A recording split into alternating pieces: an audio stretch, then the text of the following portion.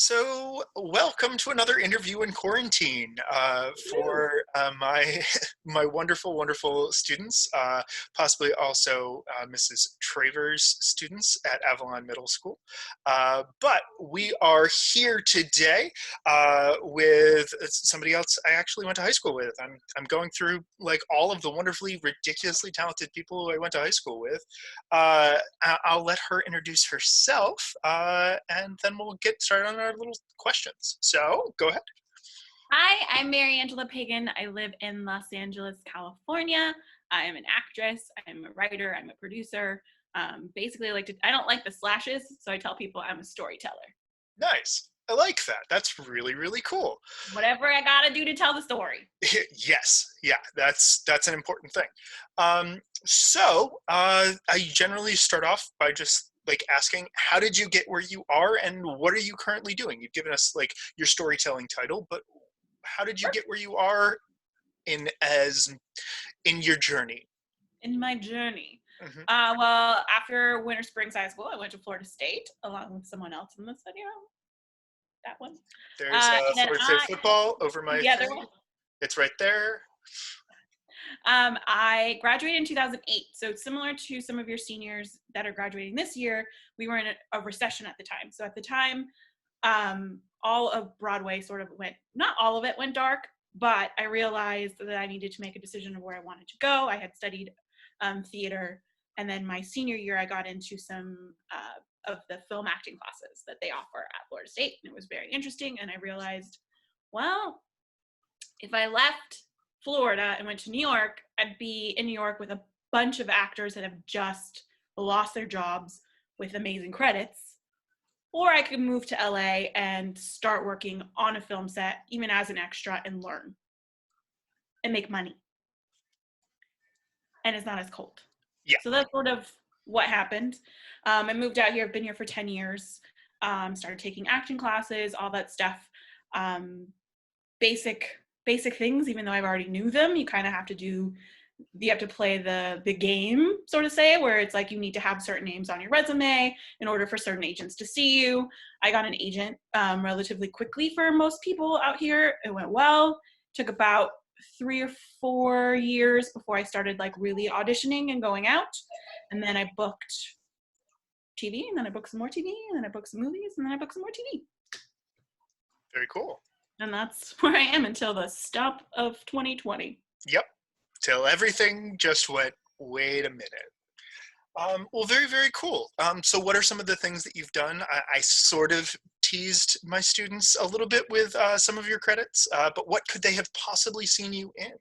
So one that's on Amazon Prime, I did a horror film. That was my very, very first job out here. It's called Hansel and Gretel. And I say the first 5 minutes of the movie and I just get slaughtered. Pretty great. It's pretty gruesome. So if that's not something you're into, then skip it. And then obviously I did How I Met Your Mother. I did a show called Code Black. I did a show called recently 911. Mm-hmm. I did a show called Goliath, but I got my behind cut out, which is definitely something we talk about later. Yeah, for sure. And then I've produced my own web series, and I've produced some other things, and I have a horror film that is all finished and ready to get sold. Awesome. Very, very cool. So you said you obviously did the Florida State, and then you took classes and things. One of the big things that my students wanted to know is, how do you get an agent? I mean, I've told them some things, but from somebody who has an agent who has been working and living in LA for 10 years now, give them some pointers. There are lots of different ways to get an agent. Some of the typical ways you can do it is by sending your headshot and resume to these places. Not hard copy, but by email. You get an email, you send it off. Will they possibly look at it? Maybe. Will they not? Probably. Most people would like a referral. So they want someone like me or another client to be like, hey, this is my friend Keith. He's super talented. These are the things he's just done. I'm just passing this over. So you've got like a word of mouth. Another way you can do it is we've got a lot of workshops. So they'll do agent workshops where you can sign up, you pay a fee, and you do a workshop in front of X, Y, and Z agents. There are classes that also offer, that's how I got my first agent, was I was in a class where the 4th week of class, we had an industry professional come into class. It could be a director, it could be a producer, it could be a casting director, an agent. At that time, it was an agent. And she saw my performance in class and then contacted me afterwards. But then after that, it's been word of mouth, referrals, meetings. Like if I'm out at a networking event and I meet someone and we hit it off, I'll take a meeting. I pretty much will take a meeting with anyone. That's just normal, even now. Yeah. You want to have a meeting? Absolutely. Yeah. Does that Cool. answer the question? Yeah, no, definitely. So that definitely gives them a good baseline of everything.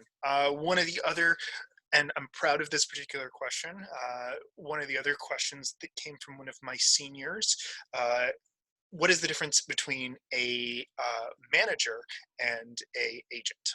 Great. That's a great question. Traditionally, your manager is going to manage your career. So your agent's job is just to get you work. So your agent's literally pushing buttons, submitting. Your manager is the one who should be like, let's not take this role. Let's not submit for these roles. Let's try and push you towards this. Let's try to push you towards that. You know, these are the people we should target. That's traditionally the difference between a manager and agent. Currently in this climate, both will submit you for projects. Okay.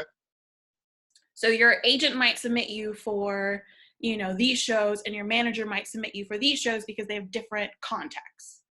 And then you'll get more auditions. Cool. But all those questions you have of like, should I cut my hair? Should I get new headshots? Should I fix my resume? Should I fix my demo reel? That is your manager and your collaboration. Cool. Whereas, yes, you can ask your agent, but your agent also has anywhere between 60 to 300 clients and is not going to respond to you in a timely manner. Whereas my manager will literally boop, boop, boop. Hey girl, time to get new hot headshots. Send. All right. Or, you know, I'll send her a message and be like, what do you think of this thing? Or what do you think of that? That's your soundboarding. Okay. How has your family reacted to you moving across the country, up and leaving Florida after you were there for high school and for college? How did they feel about you just moving to the other side of the country? We're in Kissimmee, and I've got a lot of my kids who are like, my Puerto Rican grandmother would never let me move that far away from her. And I think you might have something to speak to about that. Yeah, my Puerto Rican grandmother also said the same thing. Well, you know, she saw me on TV and then she was like, oh, this is okay.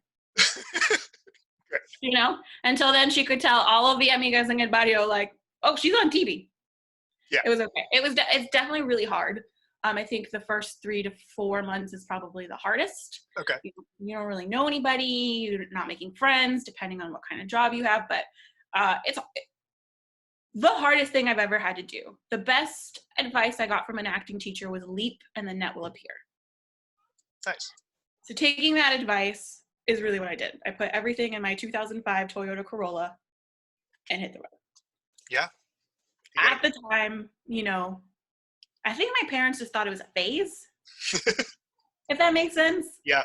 They were like, oh yeah, just let her go. She'll be back in like a year. She'll run out of money, or, you know. So they were supportive, but in that sense of like, well, at least she's got a college degree. She, you know, yeah, let her go.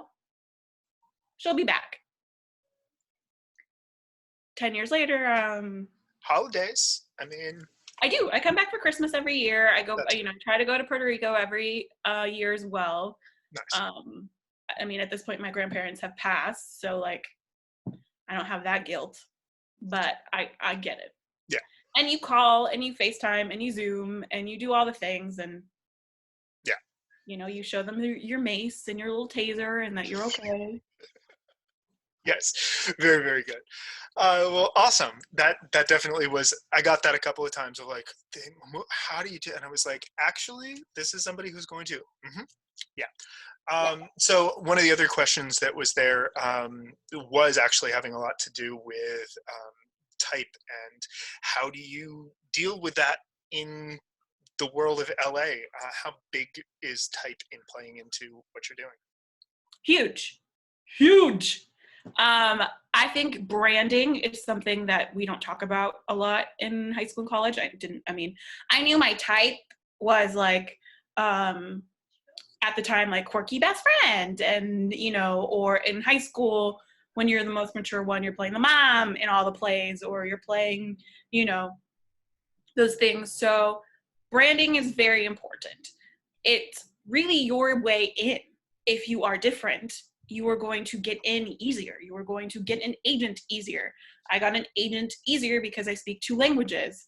I'm Hispanic. We're all about diversity.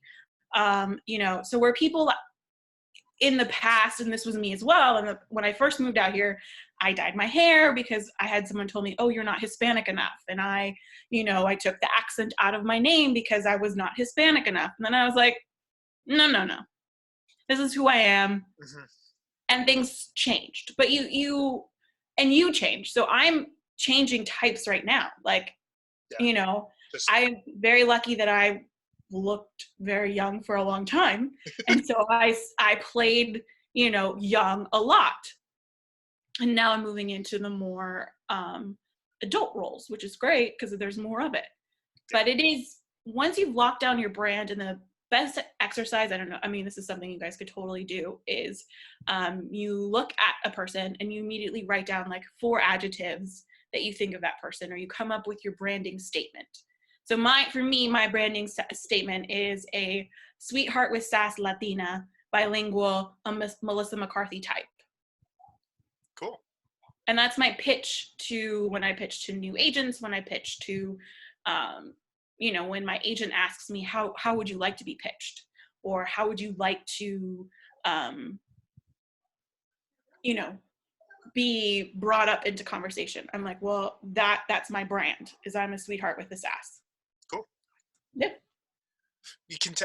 I think some of my students probably, when they watch this, are going to go, "Oh, that makes sense why he had us do that." Because my advanced students have done a type exercise, and it's very similar to that. It's like we went to a lot of the same places for training. Who knew? What? Who knew?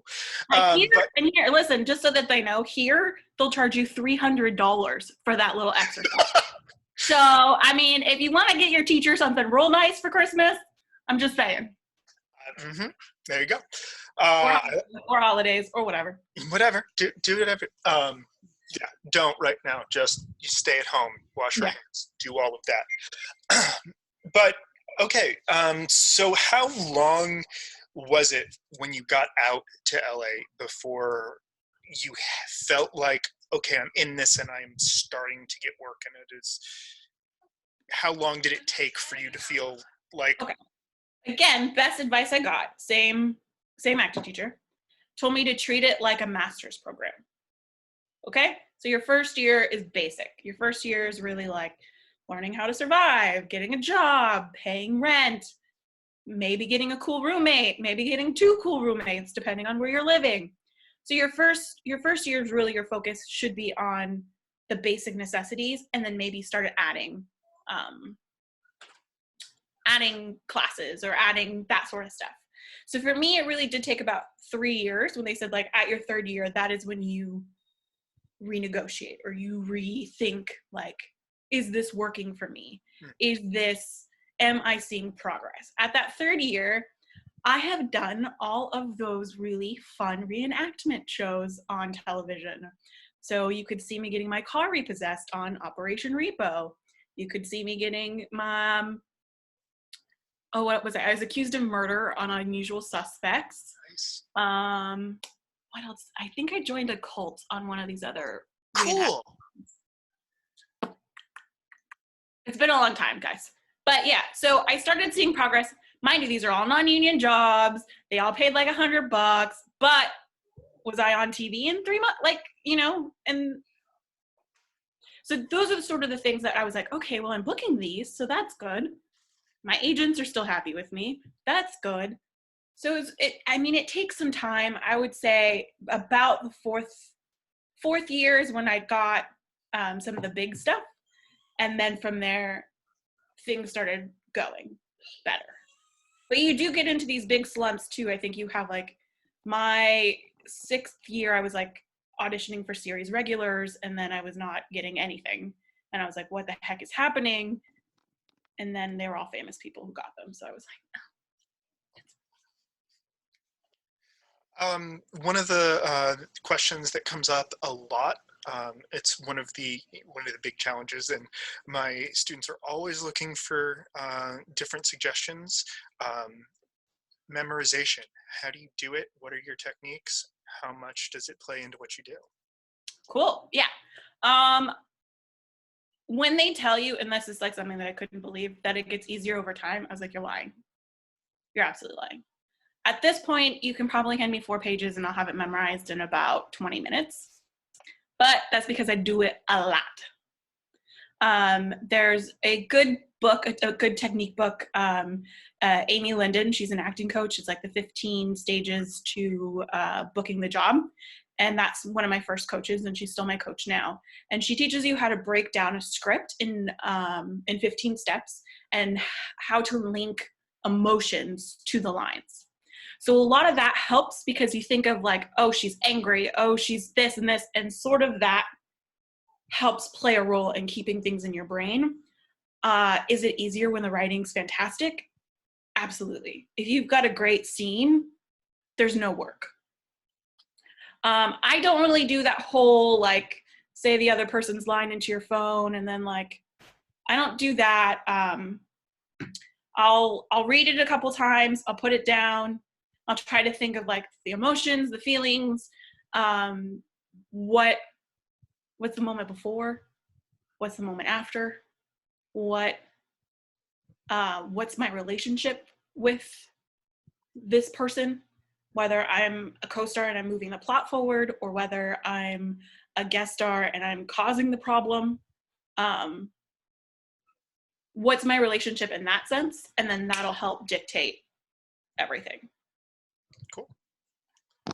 Very cool. But it does get easier. Good. After you do it a lot. Yeah. So practice. The other thing that always comes up, and it's one of the constant questions, and I love asking, getting different people's things. How do you deal with nerves? And what happens if something goes wrong? Obviously, you working primarily in film, it's going to be, different takes and all of those things. But what do you do when something goes wrong? How do you bounce back? How do you deal with things that going wrong? And then how do you deal with nerves? Cool. Nerves, it doesn't matter how long you do it, you still get nerves. You find different ways to cope. So I usually, if I'm like feeling really nervous or really stressed, in the chair while I'm it's usually for auditions is when I'm the most nervous. On set, because they've created such a world, you're already there. If that makes sense, like the emotions are already there. On Code Black, when my dad was dying, I'm in a hospital. He's in a hospital bed. There are 2 people telling you. And so like the emotions are just boom, like you're full because you're there. The hardest part is the audition. Yeah. And so for there, usually what I do is I sit in the waiting room and I bring the emotion from my toes up my body. So I start with, whatever that emotion is to get rid of nerves. So if my body is full of happiness or joy or concern or whatever adjective feeling that I have, then I can't really feel those nerves because I'm full of something else. But on the way there, oh yeah, I gotta do all those like mantras, like you got this, girl, you're enough, you're the only one for this role, like you're talented, blah, blah, like, yeah, do all that stuff in the car, do all the mantras, but before you go into the room, and it's always difficult when you have a turn in a scene. So the hardest part in the audition as well is when you're like, scene 1, you're having a conversation, and then they want to see scene 2, and scene 2, you're like dying, having a baby, like blood's coming out of you, all this stuff. And it's very difficult to switch that quickly. And that's another point where you can ask for a minute.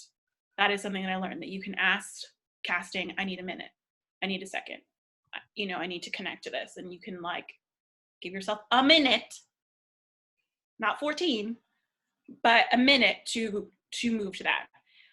Same, if you mess up in a scene, if you're in the middle of an audition and you mess up, can I take that back? Sure.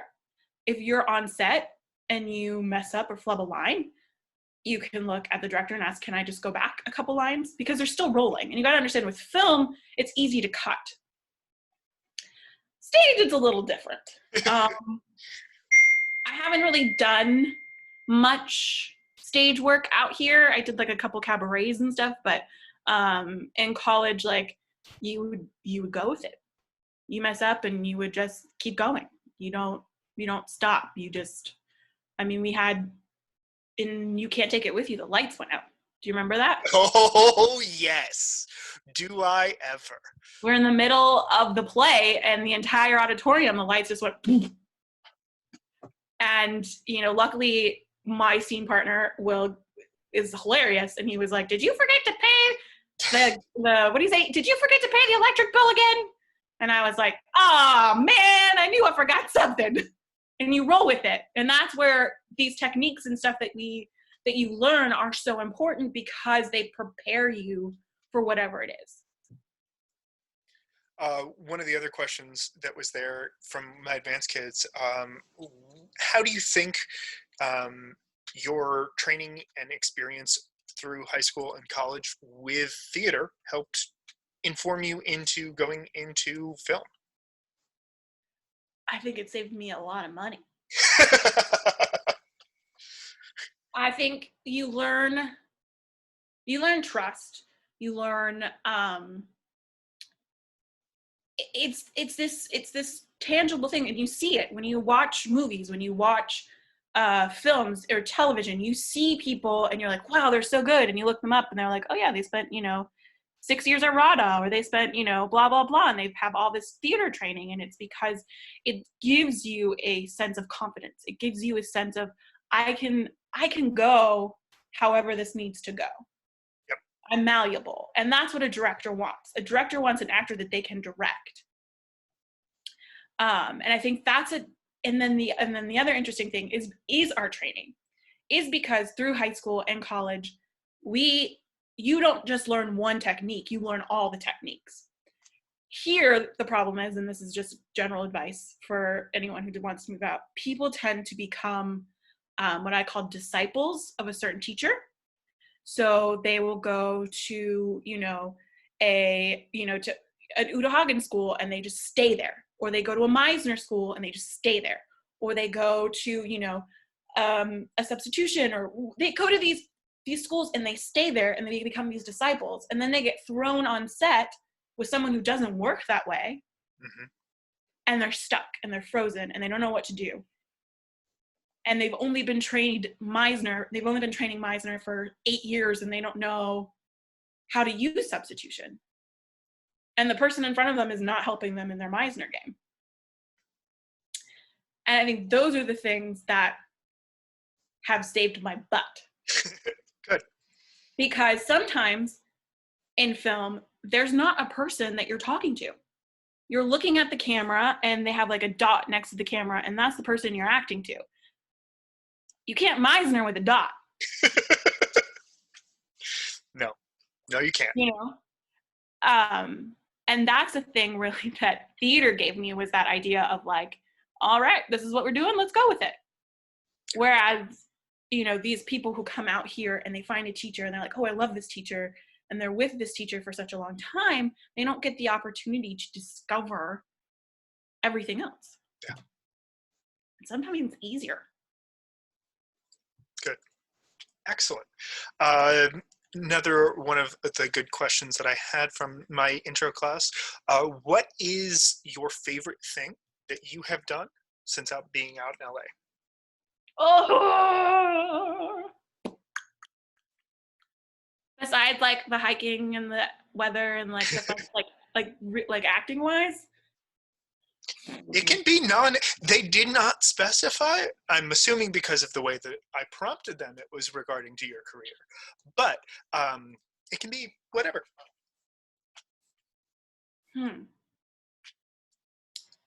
It's hard. I mean, it's a hard question because I've learned so much from every job. I haven't gotten to the point where it's like, oh yeah, I just did that thing. I mean, I do feel that about certain projects, like the earlier stuff, but like every television show, every film has definitely taught me something. I think the thing that I've maybe learned the most from, which is why at this moment I'm calling it my favorite, is Code Black. Because I was a guest star, so I got to spend 2 weeks on set. So I got to, really dive into that world, into that character. And then the most important thing is I got to watch the series regulars interact with the cast and the crew and the director. And that was, it was Marcia Gay Harden. Like, I just got to work with an Academy Award winner and watch her work. And Louis Guzman, who's fantastic as well, got to watch him work, and I got to just sat there, and it was a great learning experience in a place of how I learned how I want to be as a series regular. I want to be that person that welcomes people onto my set. I want to be that person that doesn't complain. I was on a show where the series regular complained because we got there at 9 p.m. and we weren't used until 3 a.m. Was that rough? Yeah. And I had to look at him and be like, do you know these extras got here at 12 noon? And it is currently 3 a.m. and they are still on set. And they don't have a cushy trailer with a television and snacks and, Yep. So those are my things that I've learned of, like, this is the type of actor I want to be. This is the type of, Marcia came up and was like, hey, like, I know that we've supposed to, like, our characters should have known each other a very long time. Is there something specific that we would do or something, and I was like, oh yeah, that type of work with someone who's only around for 2 weeks is just like, but also pretty cool is I got to work with Neil Patrick Harris, and that was pretty awesome. Yeah. Had you known Neil Patrick Harris?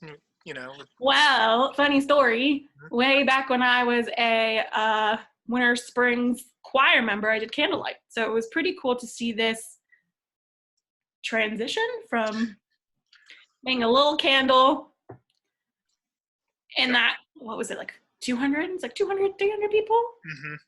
With him doing the stories to, like, sitting next to him in a makeup chair and being like, oh, hi. I was real awkward, though. I didn't say anything cool. Sorry, guys. Everyone's like, what you talking about? He was, like, super nice, and they were having their holiday party, and they were talking about Christmas, and I was just, like, hyperventilating. So I wasn't, if I worked with him again, I'd probably be much cooler, but at the time, I was like, Yeah. And Allison Hannigan was sitting in the next seat, and I was, like, in love with her since, Buffy. That's a really old show about vampires. It's good. Watch it. Yeah. But I was like, oh my gosh, like, she was so cool for 15 years at that point. So but those have been, like, the coolest things. My favorite thing about LA in general is that it's an outdoor city. You're constantly hiking, you're outside, you're at the beach, you're at the mountains, you're in the desert, you're on rooftops, you're in pool, like, life is lived outside, which in Florida you can't because you will die. Yes. It's too hot. Correct. Well, very, very cool. So if they want to check out any of your stuff, to be fair, my classes that have looked at resumes may or may not have already seen your resume from your website. But for my other students who may not have already seen that, where can they find your information? And is there any of your web series or any of the things you want to plug and have them? Old web series called Help Yourself. It's on YouTube. It's got its own channel. It's Help Yourself TV. It's fun. It's cutesy. improv-y. My IMDb page has my demo reel, all of my stuff on there. I can send you a copy of my actual resume that will go into auditions with me. And I can send you like a couple headshots that also I use when I go into auditions. They vary depending on, I have a bunch of different looks, so it depends on what it is. If it's a nurse, if it's a kid, it just depends on the character of what I bring in. If it's commercial, if it's theatrical, that really depends. What else? You can, if they have any questions, feel free to like shoot me a message on Instagram or Twitter, like totally cool, Mariangela Pagan. It's my handle and everything. But yeah, have fun. Make your own stuff. Like, you think just by making your own stuff, you learn a lot and you can see what works, see what your face looks like on TV. When I've been doing this entire time, but this is something I learned, is that when I don't know what I'm going to say next, my eyes look to the left. For you, it would be to the right, but my eyeballs go like that. Doesn't look good on television. Things like that you really learn about yourself by filming yourself. Going back, watching it. Yeah. Yeah. So whether it's just you at home with your phone and you just doing your Shakespeare monologue, do it on camera. See if that's something you want to do. If not, then do your Shakespeare monologue to your pillows. But, always practice. I think that's something that's very important. That's something that is free. You can go online. There's the IMDb or IMSDB, which is the Internet Script Database. And they have all the scripts from old movies. Go in there, pull scenes, phone a buddy. You'll find scripts like from your favorite movies, and they're free. You just hit the download button and they'll download. You can go to Beverly Hills Playhouse and get scenes for, 2 girls, 2 men, blah, blah, da, da, and you practice. That's the thing that I tell people when they're like, well, I don't have any money for class. I don't have any money for this. I don't have any money for that. Practice is free. Yep. Pull a scene from the internet and work on it. Try it. Give it a go. It's definitely difficult. This industry is difficult. If there's something else that interests you, even a tiny bit, and everybody on the planet will tell you this, and if you're stubborn like this one, you won't listen, and you'll end up here and you'll love it for 10 years. So there's a good side and a bad side to that, but explore it. Our high school teacher told me that I'd make a great producer in high school, and I was like, no, I'm an actor. I don't do that. Well, almost 20 years later, and guess who's doing that? Listen to him. That's all I'm saying. People see things in you that you don't see it in yourself at the moment. And I think that that's magical and helpful. So go for it.